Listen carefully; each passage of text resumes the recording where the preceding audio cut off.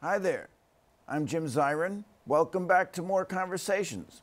Our show is about artificial intelligence, the ability of computers to imitate intelligent human behavior, that is, to think for themselves. Artificial intelligence, easily the most important advance in computer science in a generation, has become the digital topic du jour as it appears that China is stealing the march on us. Will AI be a force for good or evil in the world? Will it benefit humanity or empower authoritarian regimes like China to ferret out dissidents and silence them? With us is Nick Thompson, editor-in-chief of Wired, an authority on the political and national security implications of artificial intelligence. Along with Ian Bremmer, Nick has written a compelling piece for Wired with the sobering title, "The Artificial Intelligence Cold War with China That Threatens Us All." I'm pleased to welcome Nick back to this table. Thanks, it's great to be back here, Jim. Now, Nick, just so our viewers will understand what artificial intelligence is, and so I'll understand as well, could you please explain what it's all about? Well, you gave a very good definition in the introduction, which is the ability of computers to think for themselves. It's mimicked on the idea that we'll train computers to think like humans. So instead of just saying, execute this command and do this, it's here's a bunch of data, look at the data and figure out how to act on it yourself. And increasingly, artificial intelligence is just the way all computers work. So the definition of what it is blurring a little bit.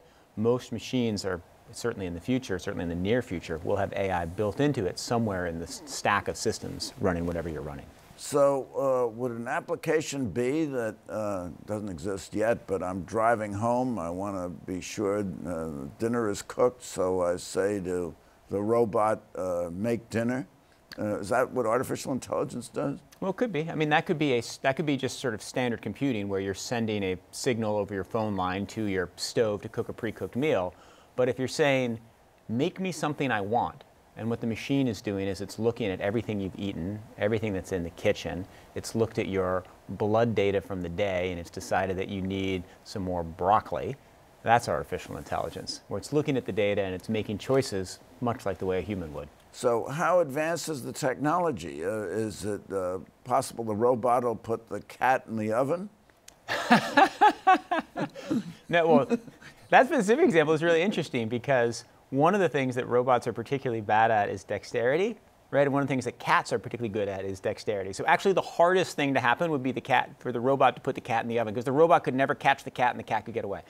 But to the broader question of whether there could be negative consequences, yes, absolutely. So you could have a driverless car that is really designed that there could be no accidents at all, but there might be a glitch and the car might run over somebody. Yeah, I mean, that's a really interesting and complicated example. So with artificial intelligence in cars, you will have cars that can understand what's happening on the road much better than humans can, right? They have many more cameras than we have eyes. They have capacities to process information faster than we do. So that's good.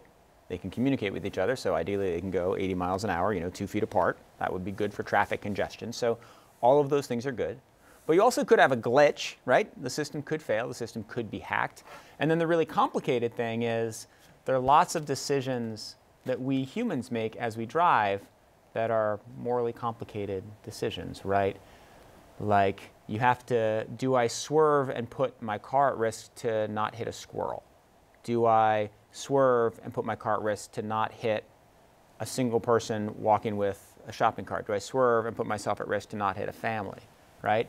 And somehow you're going to have to program that level of moral decision into a car. Or do I swerve off a bridge in order to avoid running something over? And that will have to be built into the systems of the car. So we're opening a whole Pandora's box of moral reasoning as we go forward with this technology. So will it be necessary to marry natural intelligence with artificial intelligence so that I tell the computer, I'd prefer to die than run over a family?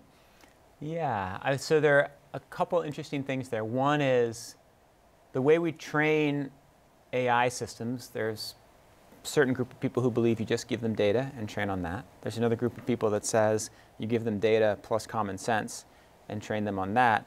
And then to your specific example, yeah, it's interesting to know. It's interesting to wonder whether in the future car manufacturer will sort of program in general values, will program in scenarios, and whether you'll actually get a bunch of options, right? Like, I would like my car to be the most moral car on the road, and I'm willing to sacrifice myself to save the squirrel, right? Or I'd like to run over the squirrel.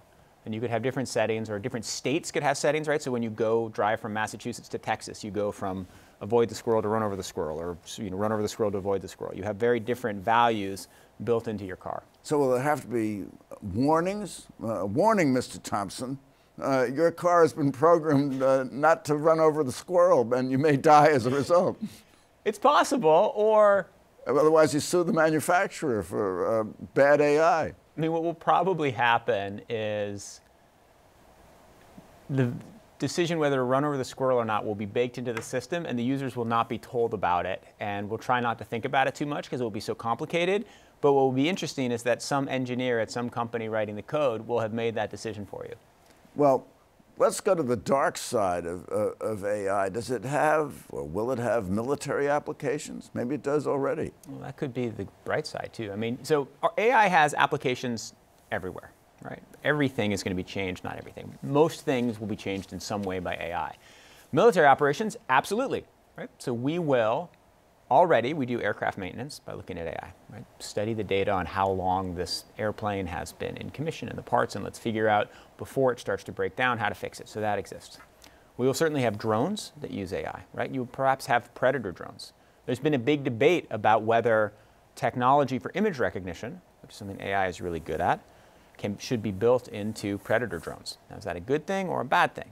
It makes them more accurate, so they're less likely to blow up wedding parties, but it also makes it so if they're more accurate, you're more likely to use them, and there's less of a deterrent to using them.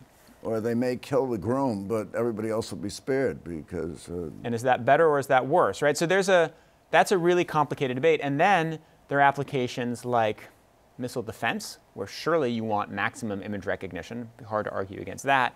And then there's war planning, right? So AI systems, first, were good at chess, then they're good at Go. Eventually, they'll be good at planning offensive military operations, and the country that has better AI will have a more effective military. So then, is that a dark application or is that a good application? Would you like the smartest person in the country working at the Defense Department, or would you not? And that's a whole another set of moral questions. Moral questions that are a function of natural intelligence rather than artificial intelligence. Yeah, but related. But related. Yeah. Okay. So what about jobs? Are we going to lose jobs because of AI? Well, yes, we are definitely going to lose jobs, and we'll also create jobs. And so the way I like to think about this question is that every job is at risk to some degree. But the jobs that are most at risk are jobs that involve repetitive tasks and don't involve emotional connections to people. So, an accountant is probably a lot at risk, a typist, some forms of translation.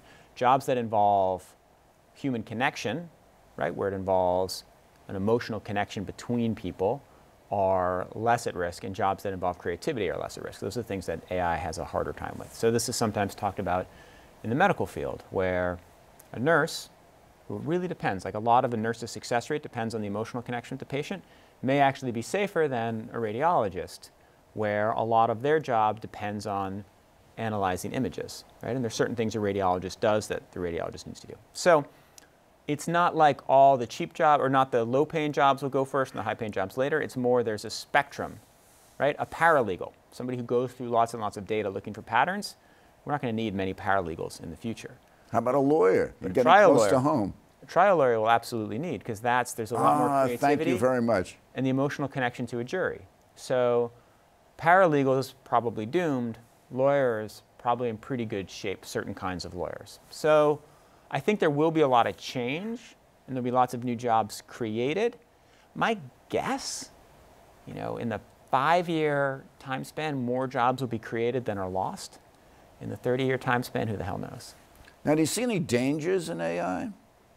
Oh, yeah, immense. I mean, there's sort of an assumption that AI will spread the gospel, spread ideas all over the world, Sure. will be an aid to liberal democracies, and will lead to the downfall of tyrannical autocratic rulers.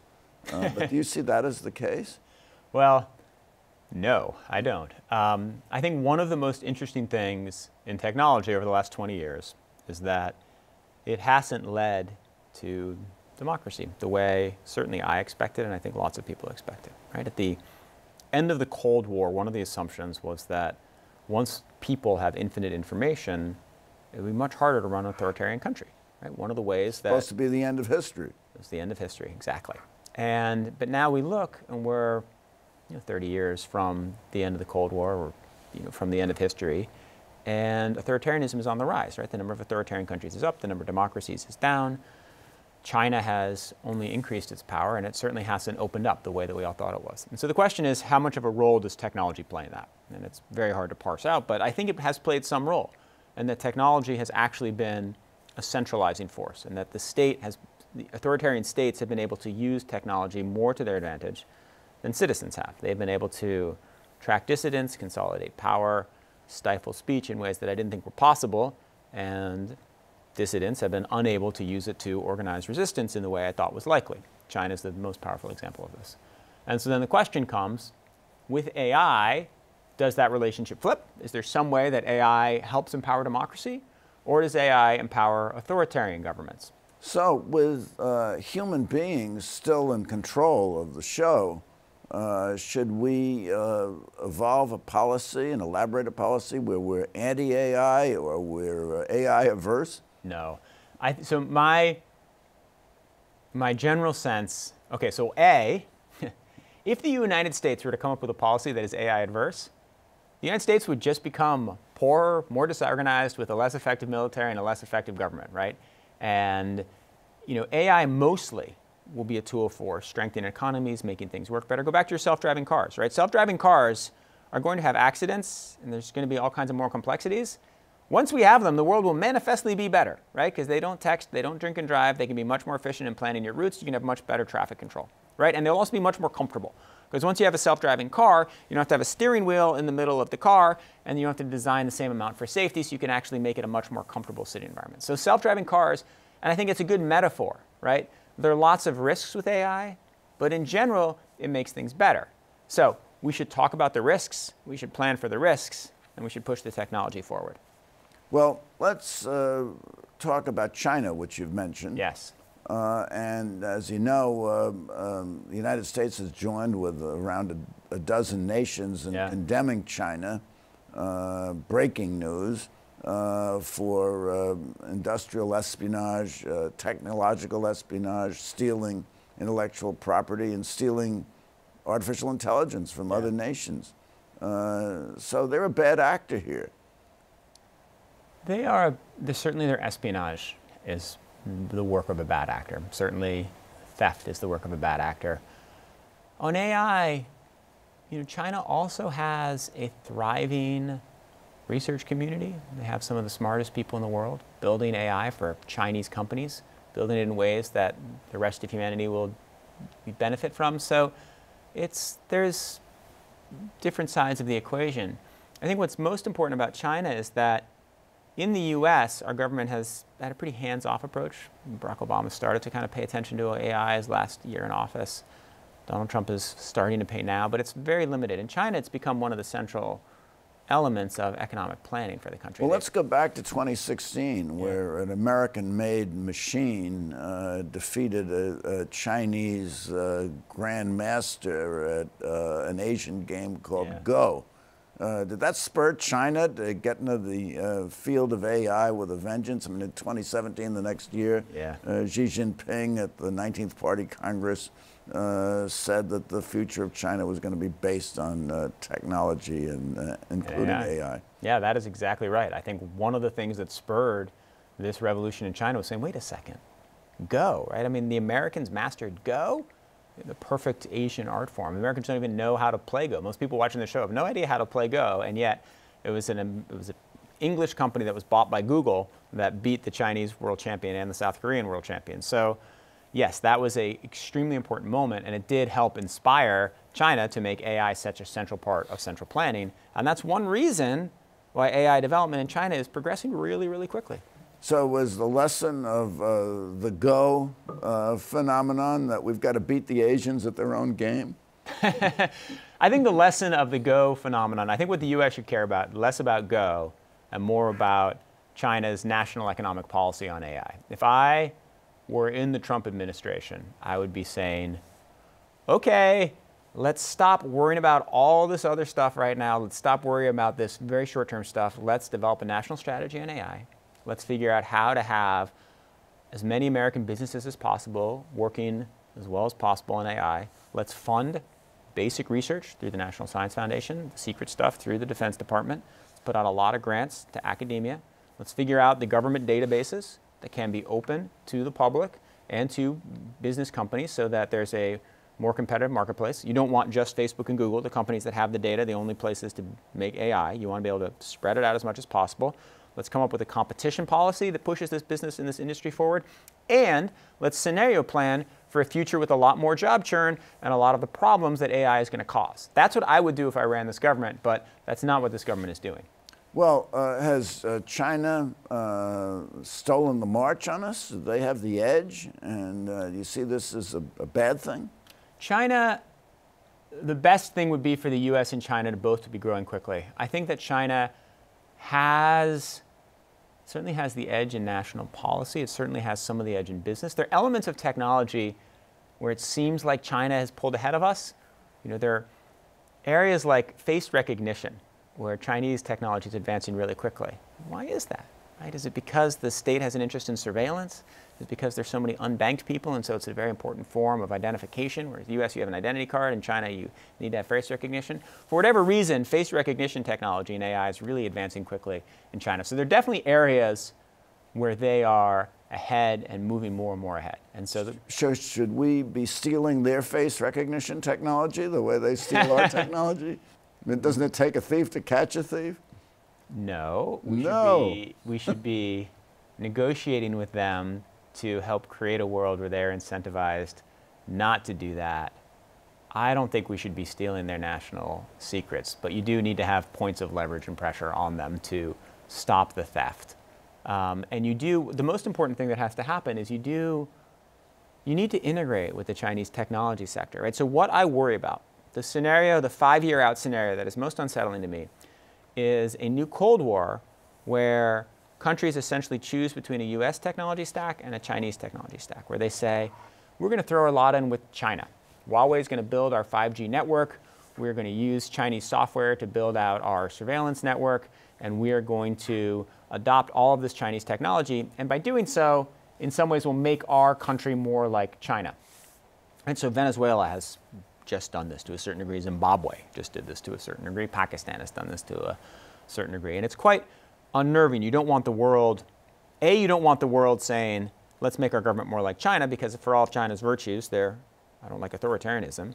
And 2, you don't want a new Cold War. It would be much better if the US technology companies were able to do business in China, and if we were able to trust the Chinese technology companies to do business here without spying on us. China has a natural advantage over us, doesn't it? Because they have, among other things, state-owned enterprises. Yes. So they can tell their state-owned enterprises to develop this area of technology or not, particularly technology they've stolen from American companies that want to do business there. Yeah, so they have that advantage. That advantage. I mean, we can't do that. It's morally obnoxious. Also, we're regulated. They don't have to worry about an environmental impact statement or protesters picketing a plant that isn't hiring enough people or doing something that some segment of the populace doesn't like. Those are all true statements. So this is a natural disadvantage of democracies. Well, I'm going to hold off there. First I'm going to augment your point, and then I'm going to counter it. So they have another great advantage with AI is that they have low privacy standards, so they can collect more data. right? And data is the lifeblood of Well, Facebook has low privacy standards too. Facebook has much higher privacy standards than Chinese companies. So yes, you're right. China has the state-owned governments. They don't have as many regulations. They have lower privacy standards. They also have a broader base of people that can feed them data.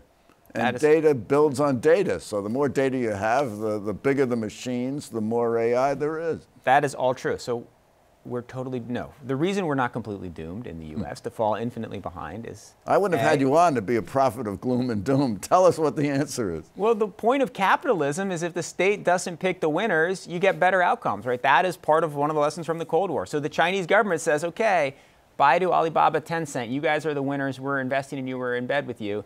In the United States, you can still create a new company, and that should lead to better ideas and more progress. We still have the best higher educational system in the world. Yeah, we educate Chinese in our colleges and then send them, and they become technologically literate, and we send them back to China. And ideally, with better immigration policies, they would stay here and build our companies here. I mean, it is the case that several of the leaders of the biggest companies in the world are immigrants from elsewhere in the world. They want to come here to the U.S. because this is where you can build the best companies and have the best ideas. So if you trust that the things that made the United States the economic powerhouse of the last century and up to today will continue, then you should think that with AI. And it may look frightening that China has all these advantages, but actually, you know, communism, capitalism, which side has traditionally won? Well, but you argue that the way forward for us is to take China in some kind of technological embrace. That's a phrase we did use, yeah. That's the phrase you used. So that means that there'll be an exchange of information. Now, who wins there? The loser embraces the winner, and I think we both win. The loser embraces the tiger. Does he wind up inside? The lion and the tiger make a deal not to eat each other, right? So what we say in the piece, what Ian and I argue in the piece is, look, it's possible that the way to get to the best outcome is to be really tough on China and to say, you know, we're cutting you off, we're going to sanction you, we're going to hack into your own businesses, and maybe that's the way to get them to turn around their behavior. Maybe you have to beat them and threaten them. But actually, I think that's probably not right. Probably the way that we have to figure out ways to try to create win-win outcomes, and that's where the technological embrace comes from. So do you see social platforms, Twitter, Facebook, and the like, Google, corroding democracy, or do you see them as propagating the faith? I think they're corroding democracy overall right now. I think that the effect of Twitter on American democratic discourse has not been positive. And if you ask the question, why is democracy in decline and authoritarianism is on the rise, I think it's partly the decline in democratic discourse. And when Twitter and Facebook were founded, again, I would have made the opposite argument. I would have said that they increase democracy, right? They allow people to communicate in ways they could never communicate. They allow people to talk with people in other countries in ways that should lead to more empathy. It allows, you know, Google allows you to search for information on climate change. And once you search for information on climate change, how could you ever deny it happened? And what happened is that because of the structure of the algorithms, because of the way the networks were built, they pushed us in directions that led us into filter bubbles, that led to outrage amplifications, and that crushed the media. And so all of those factors put together have, you know, put a real strain on democracy. Now, I do think that can be fixed. And I think one of the great civic challenges for America is to fix the technology platforms. And that's on us and that's on them, so that you can get to a point where the technology enhances discourse as opposed to degrading it. Now, you see China long-term as a threat to the United States in technology? Yeah, absolutely. I mean, absolutely. I mean, what are they going to do with it all? They're going to. Putin said that the nation that controls technology, in effect, I'm paraphrasing, but he said it's going to be the leader of the world. I know he wasn't completely wrong on that. Well, I mean, thank goodness it's not Putin who's going to be the world leader in AI, because he'd be developing just systems to hack and disrupt us. I mean, the other thing to remember about China, one of the things that I've struggled with in the piece is that I don't like authoritarianism, and I don't like surveillance, and I don't like social credit systems. No one does. But they sure have made their country better off. And people in their country surely would choose their government over our government. So it's not like we're choosing our system over like the Venezuelan system, right? Or the or Putin, where it's just awfulness all the way through, where what China has done has been beneficial in a lot of ways. So their rise is not as threatening as like if Mugabe were to become a world leader. If Mugabe would become a world leader. So I have a question for you, Nick Thompson. A little bit of a straw man right there, but all right. Making a point. Build him up and knock him down. Yeah. I have a question for you, Nick Thompson. Fire away. And my question is, are we in a Cold War with China for our very existence over AI? We are heading in that direction. We are not there yet, but that is the thing we most need to worry about and stave off. And the way to stave it off is either to be incredibly tough and get them to come to the table, or to be much more conciliatory and work with them. Nicholas Thompson, A Gathering Storm. Thank you so much for Thank you so much. That was lots of fun. Lots of fun, and thank you for coming by. Tune in next week for more conversations. I'm Jim Zirin. Take care, and all the best.